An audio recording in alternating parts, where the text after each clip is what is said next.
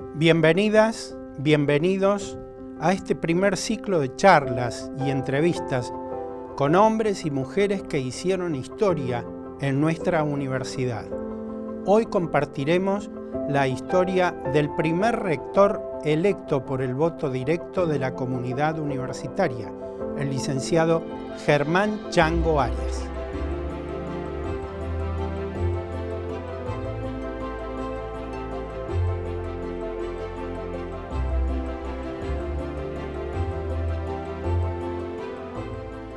Bueno, bienvenido Chango a este primer ciclo de entrevistas de los rectores y rectoras de la democracia. Bienvenido. Bueno, está bien, gracias. Bueno, ¿y qué significó para vos en lo personal, en toda tu historia, además académica, ser el primer rector electo por el voto de toda la comunidad universitaria? Bueno, fue una cosa evidentemente muy importante porque hasta ese momento los rectores, como vos lo sabes perfectamente, se elegían por la asamblea universitaria, es decir, que la asamblea funcionaba como lo que a nivel nacional era el colegio electoral. Claro. Antiguamente, yo creo que los ciudadanos de más de 40 años se deben acordar que uno no votaba por el presidente, sino que votaba por alguien que lo iba a representar en el colegio electoral. Y ahí se votaba para presidente. Así que yo no votaba directamente al presidente, sino que votaba a alguien que me representara en el colegio electoral. En la universidad era exactamente igual, parecido. Es decir, la asamblea universitaria, vos sabés que está conformada por la sumatoria de todos los consejos directivos de todas las facultades que integran la universidad. De ese modo, en la asamblea existían más o menos 60 personas. Y esos eran quienes elegían al rector. Así lo eligieron a todos los rectores en forma democrática, saquemos las intervenciones militares, las normalizaciones que las hubieron. En forma democrática fue la primera vez que en lugar de reunirse ese colegio, directamente el voto se mete a una urna y ese voto sirve para la elección del rector. Con una salvedad que fue muy discutida en su momento, me tocó estar en todo el trámite de cambiar de un sistema al otro, que tuvimos muchas críticas porque el voto es un voto ponderado, ¿no? Un voto casi como clasificado, es decir, ¿no? Porque eso tuvimos esa crítica, pues vos sabés que los gobiernos conservadores en Argentina en algún momento quisieron poner ese tipo de voto porque decían que no podía valer lo mismo el voto de una persona que tuviera plata o que tuviera título, y qué sé yo qué, el voto de una persona pobre o que fuera ignorante. Y eso se eliminó y se dijo, en una persona un voto. Y acá en la universidad dijeron, toda la consigna estudiantil era un universitario un voto, si fuera docente, no docente, graduado o alumno. Obvio que el rector siempre iba a ser elegido por los estudiantes. La mayor cantidad. Por la mayor cantidad. Aparte se iba en contra de un principio de la ley de educación superior que todavía no rige, a pesar de todas las discusiones que hubieron, que en uno de sus artículos dice expresamente que en los consejos el 50% más uno tiene que ser representante de los docentes, como dándole a los docentes la posibilidad de que sean ellos los que tengan el mayor peso dentro de los consejos. Así es el superior, el directivo, los de escuela, todo, ¿no? De los departamentales. Y a raíz de eso dijimos, bueno, ¿cuál es la solución? Bueno, veamos en este momento cómo está el consejo, cómo se constituyen los consejos, y de esa forma va a ser el porcentaje que va a tener cada voto. Entonces vimos que el 58% lo constituían los docentes, aproximadamente un 30% lo constituían los alumnos y el 12% restante eran graduados, y por primera vez durante una gestión de Alberto, que fue muy significativa, porque eso fue óbice, digamos, fue para que se discutiera en todas las otras universidades, se le dio un rol protagónico a los no docentes. Los no docentes no formaban parte de ningún consejo, no estaban en ningún nivel de conducción, ¿no? Y a partir de ahí se dijo, de ese 12 restante que quedaba, le damos 6 a los graduados y 6 a los no docentes. 5 o 8 más o menos, más te estoy hablando aproximado, ¿no? Y bueno, y se votó y por primera vez me eligieron en una elección muy reñida. ¿Querés contar la historia de la mesa de Villa Mercedes? No, fue una mesa de acá, del comedor universitario, sí, en el primer piso del comedor estaba la que mesa. Esa fue la mesa conflictiva. Sí, y esa mesa motivó consultas nacionales, porque empatamos con... lamentablemente el empate fue con mi íntimo amigo Alberto Puzmüller, Que era rector. Que era rector, y que él había dicho que no se presentaba más y a último momento se presentó. Y cuando le preguntamos por qué te presentaste, Alberto, si habíamos quedado en otra cosa. Dice, no, porque me lo han pedido los chicos. Los chicos eran los estudiantes de Franja, ¿no? Y bueno, y así se presentó y así empatamos, y prácticamente lo que determinaba era una mesa donde las autoridades de la mesa no habían actuado como debían y habían dejado votar en la misma mesa, en la misma urna, a los no docentes y a los graduados, que tenían una pequeña décima de diferencia del valor, claro, digamos, de cada voto, ¿no? Entonces, depende si fueran docentes o graduados, la elección era para Alberto o para mí, ¿no? Bueno, eso pedimos consejo, nos dijeron que las posibilidades eran votar de nuevo esa mesa, nada más que esa, de todas las que hay dentro de la universidad, ¿no? Y bueno, dijimos que no. Pero aparte, si votaba esa mesa, tampoco era la mesa, tenían que ser los que habían votado en la elección. Porque vos podías estar en el padrón de esa mesa y no haber votado, y venir y votar la segunda vuelta, ¿te das cuenta? Claro. Y dijeron que no, que tampoco lo quisimos. Bueno, abría la urna y la urna los votos eran iguales, pero la cuestión es que no cerraban, ¿no? Y bueno, hasta que de última, y ya nosotros siempre pensamos que habíamos ganado, creo que la ganamos la urna, lo sigo pensando, y a último momento vino el apoderado de la lista del Alberto, ¿no? Que en ese momento era Daniel Rodríguez Sá, y vino a verme a mi oficina, al búnker que teníamos allá en el decanato de la Facultad de Ciencias Humanas, para avisarme que habían resuelto bajarse, ¿no? Y no presentarse. Bueno, ahí directamente se solucionó el problema, ¿no? Claro. Y ahí fuiste ya electo el primer rector con el voto directo. Con el voto de toda la comunidad universitaria en forma directa. Y te tocó tal vez una de las peores crisis históricas, la crisis del 2001, ¿no? Realmente, si lo hubiera pensado bien, no hubiera peleado tanto para esa primera elección, ¿no? ¿Cómo Porque fue? Fue el 2001 y todo el mundo se acuerda. El 2001, en este momento, a raíz de las crisis económicas, de la inflación y de todo lo demás que tenemos en Argentina, todo el mundo que trae referencia, 2001, 2002, y fueron cuando yo me hice cargo de la universidad. De $1 que valía 1 pasó a 4. Claro. Sí, bueno, en esa época tuvimos serios problemas financieros, tales así que le estábamos pagando a los docentes con 2 o 3 meses de atraso.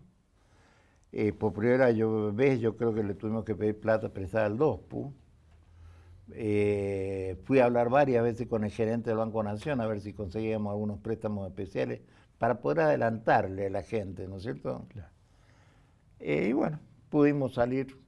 ¿Tuviste conflicto con algún gremio o los gremios entendieron la situación? No. Los gremios, digamos, sí le entendieron, pero no, si vos no le pagás 2 meses, los gremios tienen todo Reacciona. derecho patalear.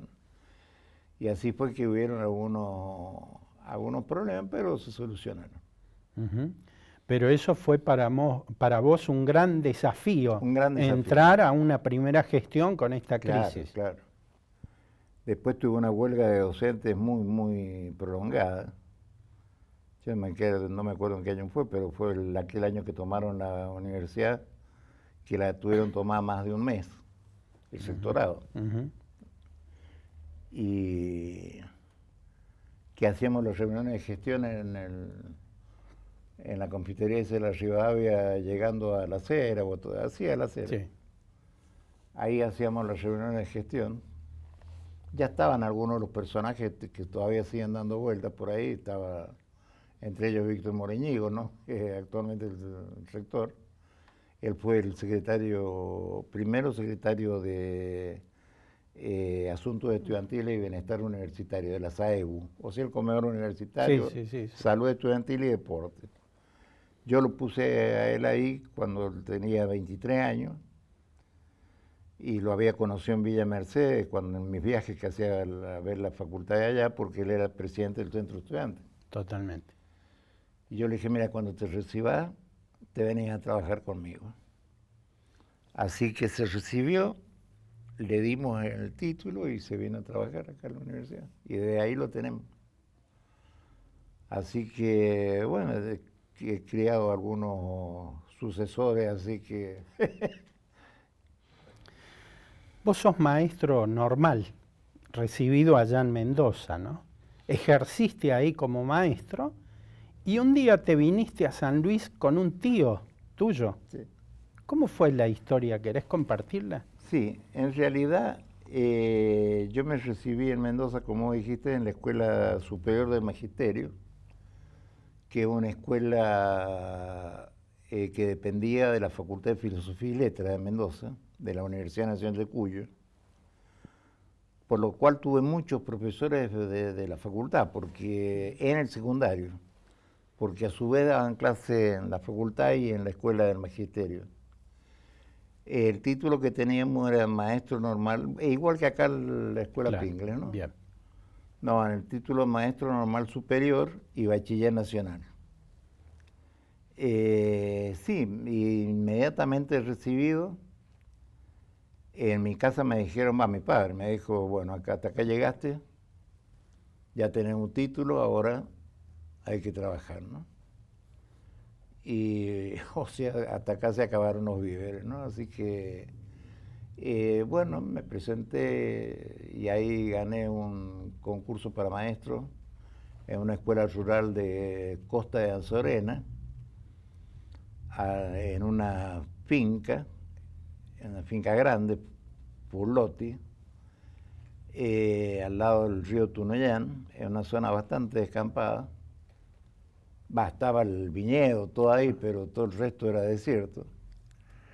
De ahí estuve un poco tiempo y ya me conseguí otro cargo que para mí era mejor, que era director maestro de una escuela nocturna de adultos en Tunuyán, Mendoza. Y bueno, ya estando ahí, me vine acá a San Luis. Toda mi idea era seguir estudiando ciencia de la educación, que era lo que me gustaba, ¿no? Pedagogía. Y en Mendoza no estaba la carrera. Ujú. No. Mejor dicho, había una carrera, una profesora de pedagogía que la daban las monjas, ¿no?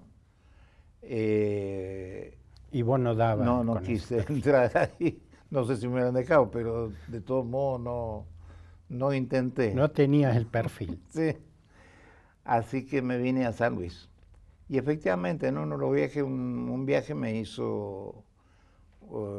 venía en un jeep que se iba a Buenos Aires en jeep, debe haber tardado 30 horas más o menos, de Mendoza. Un tío mío, un hombre muy culto, ¿Cómo historiador, se llamaba Hilario Velasco Quiroga. Era miembro de la Junta de Estudios Históricos de Mendoza. Él era de profesión abogado, pero se había dedicado toda la vida a la historia, ¿no?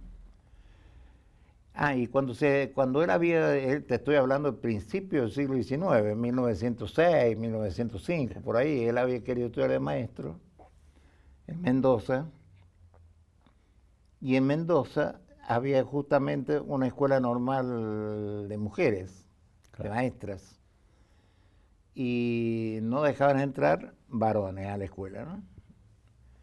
Así que, ¿qué hizo mi tío? Se vino acá a San Luis, ¿no?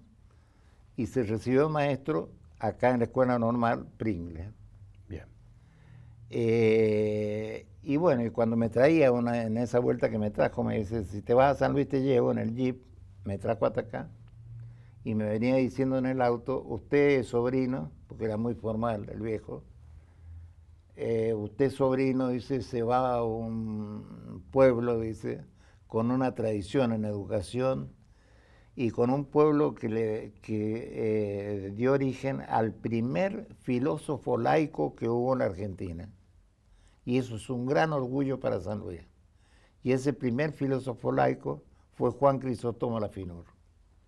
Así que me gustó eso y me dio más ímpetu para venir a estudiar acá a San Luis. ¿Te motivó? Me motivó, sí. Y cuando subí a las escaleras recién hasta acá donde tienen ustedes el estudio de televisión, que todos eran, acá yo me inicié como no docente también. Pero a su vez, una cosa que me trajo un recuerdo muy lindo, que justamente cuando yo vine de Mendoza a estudiar, vine a inscribirme, la terminal de ómnibus era acá en la calle Chacabuco pasando Pringles, entre Pringles y Belgrano. Viste que antes, cuando estuvo una escuela politécnica, una cosa así, de la izquierda, ese era el terminal. Venían los ómnibus viejardos así, se metían marcha atrás, porque seguían, se metían marcha atrás y se bajaba la gente. Y bueno, me bajé de ahí y me vine con mi mochilita a inscribirme. ¿Dónde me inscribí? ¿Dónde? ¿Abajo? Acá, no acá. ¿En este lugar? En este piso. Wow. Y en este lugar, en estas paredes, acá al lado estaba sección alumnos de la facultad, había una sola facultad.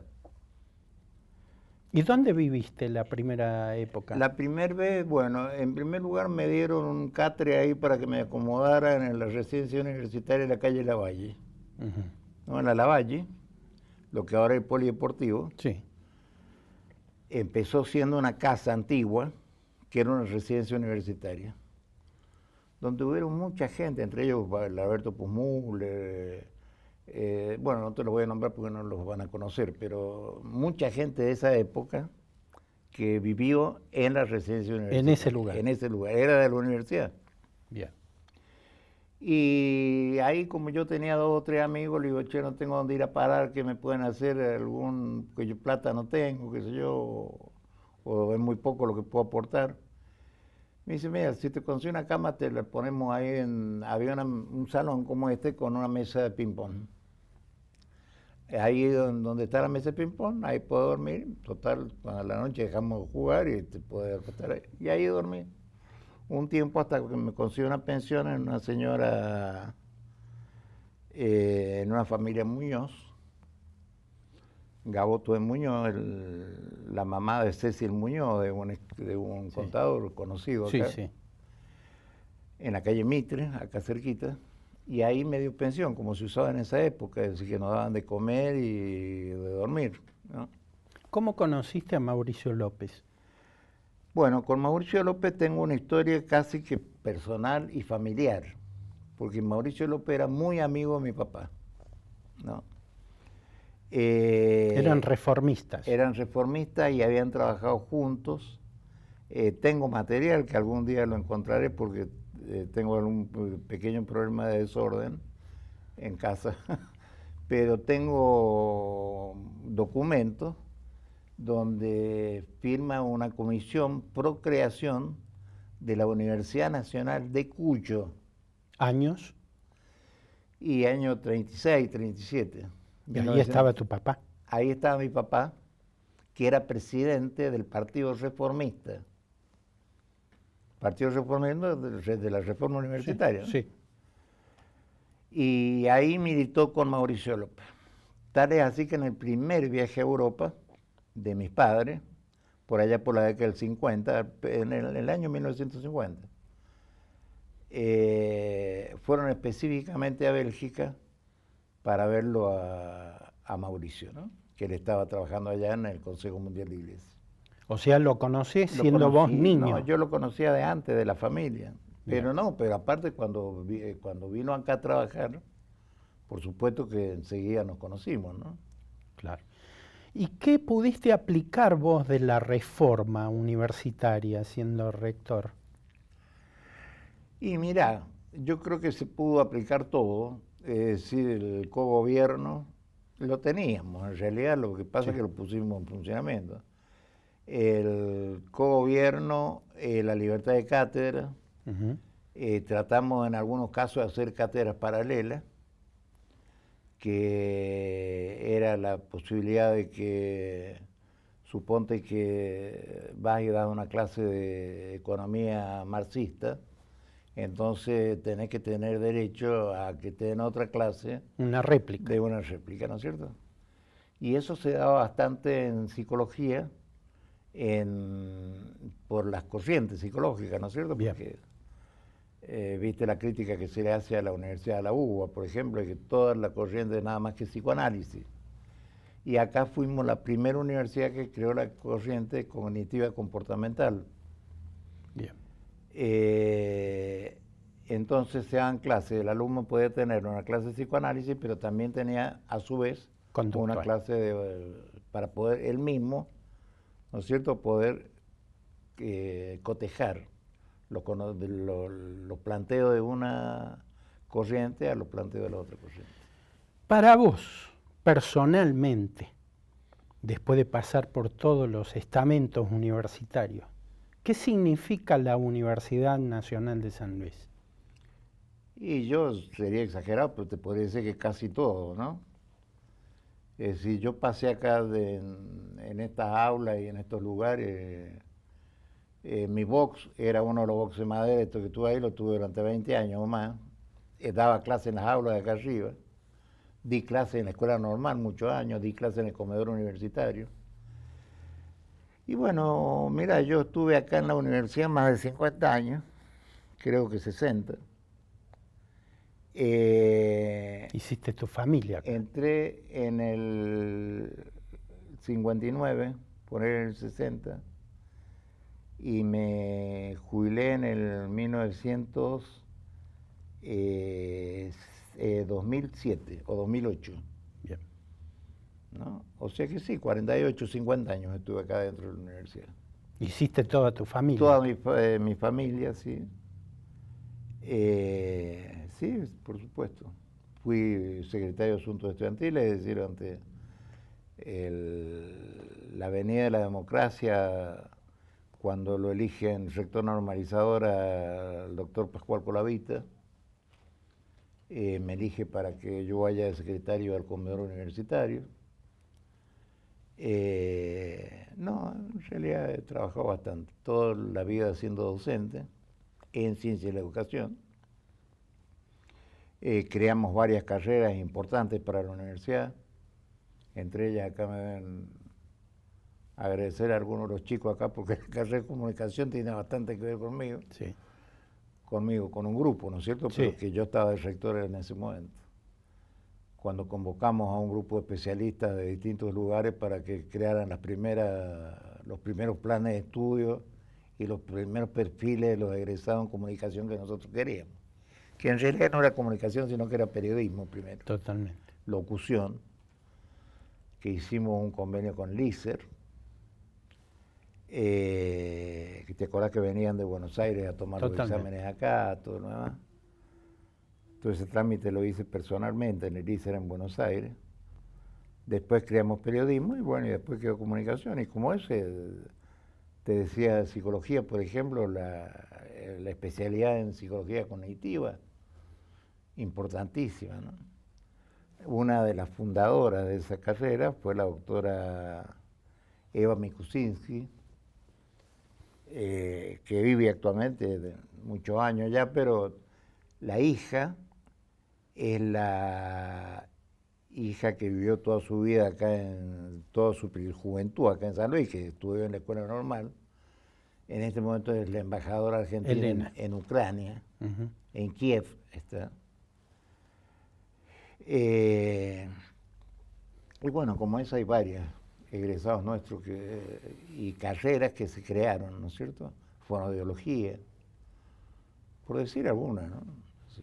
Gracias, Chango. Bueno, no.